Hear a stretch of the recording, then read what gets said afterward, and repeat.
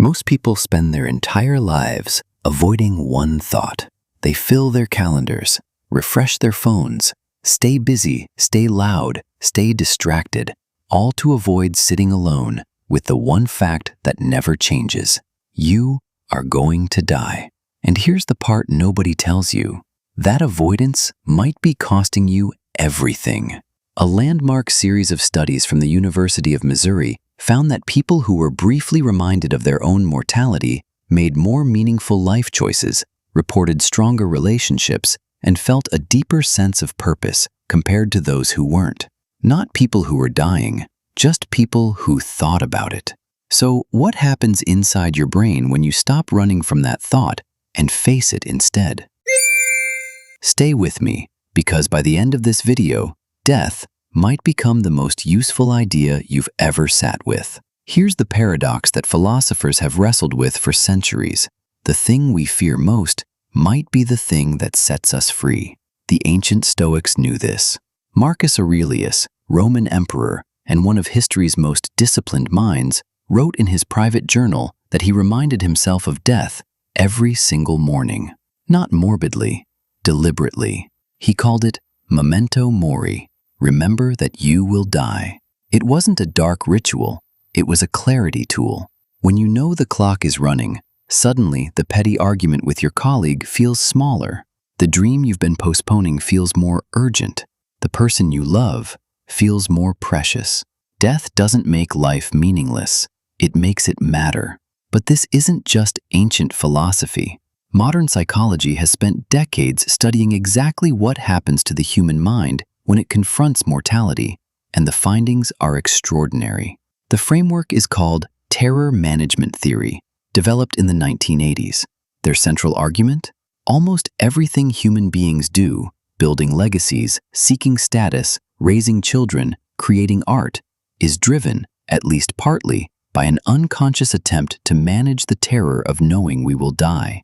In over 500 experiments conducted across more than 26 countries, researchers found that reminding people of their own mortality consistently caused them to invest more deeply in their core values, act with greater generosity, and pursue goals that felt genuinely meaningful rather than just socially impressive. Let that land for a moment. 500 experiments, 26 countries, the exact same result. Thinking about death doesn't paralyze you. Done right, it activates you. So why does this work? What's actually happening inside your brain? Psychologists point to something called mortality salience, the technical term for that heightened state of awareness when death becomes psychologically present in your mind. Here's the analogy that makes this click. Imagine you're walking through a grocery store with no list, no plan, unlimited time. You wander, you browse, you buy things you don't need and forget what you actually came for. Now, imagine you have exactly 10 minutes before the store closes. Suddenly, you're focused. You know exactly what matters. The noise disappears. Mortality salience does that to an entire life. Research from Carstensen at Stanford found that people who felt time was running short consistently prioritized deeper relationships over shallow ones, chose meaningful experiences over impressive-looking ones, and reported higher emotional satisfaction overall. The fascinating part? You don't have to be terminally ill to trigger this effect. You just have to genuinely reckon with the fact that your time is limited. But here's the uncomfortable flip side.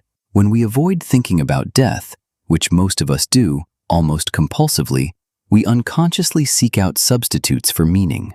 Status, validation, endless consumption, busyness that feels productive but goes nowhere.